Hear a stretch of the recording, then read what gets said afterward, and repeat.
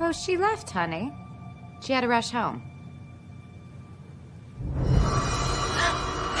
Welcome back, streamers! Narito na muli tayo upang i-breakdown ang WandaVision Episode 4 na napakaraming detalyeng nakatago at ating hahanapin yan shot by shot.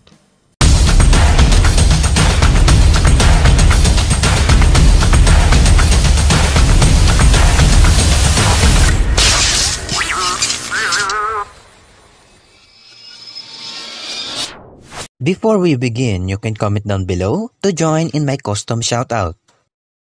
Ang episode ay nagsimula sa isang ospital kasama natin si Monica at ito ay ang araw na nangyari ang blip or kung saan ang ilang mga tao ay naglaho matapos ang pagpitik na ginawa ni Thanos at Professor Hook. At dito natin nakita ang SWORD or Sentient Weapon Observation Reserve Division. Ito ay muli natin nakita sa The Marvels. At sa mga hindi nakakalam, ang WandaVision ay nangyari 3 linggo na nakaraan matapos ang Avengers Endgame. Maaaring ito ay sa panahon o taon between October to November 2023 at ang Far From Home ay siguro Summer 2024. Ang loob ay halos hango sa SHIELD headquarters. Ang SWORD ay dating handle ni Maria Rambeau, ang nanay ni Monica.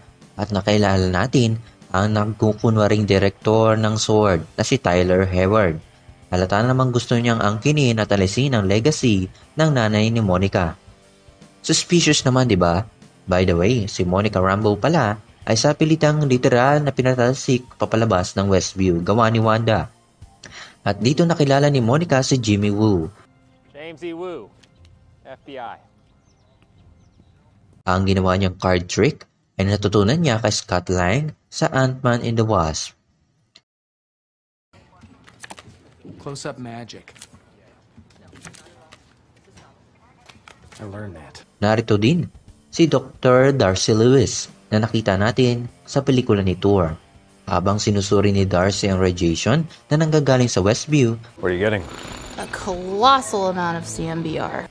nabanggit niya ang CMBR. Ang CMB ay isang electromagnetic light na katulad ng radiation na nagiging sanhi para magkaroon ng static ang isang TV, gaya na nangyari sa Westview.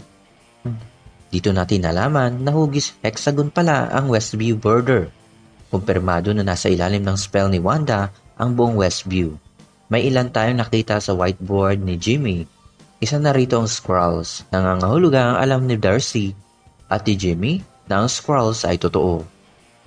Sinubukan nilang kontakin si Wanda at nakita natin si Vision. Ito ay nangangahulugan na ang Vision na nakita natin ay wala ng buhay at ginamitan lamang ni Wanda ng mahika para mabuhay siya at binigyan din tayo ng linaw na ang kung sino mang pumasok sa Westview ay nag-iibang anyo, depende sa gusto ni Wanda. At yan po ang ilan sa mga nakita ko sa episode na ito. Susunod na ang WandaVision episode 5. Tandaan po natin na ito lamang ay repost galing po sa Luma Kubong channel. I also do custom shoutout, just comment down below, hit the subscribe button, like and share. See you on the next episode. And I want you to leave.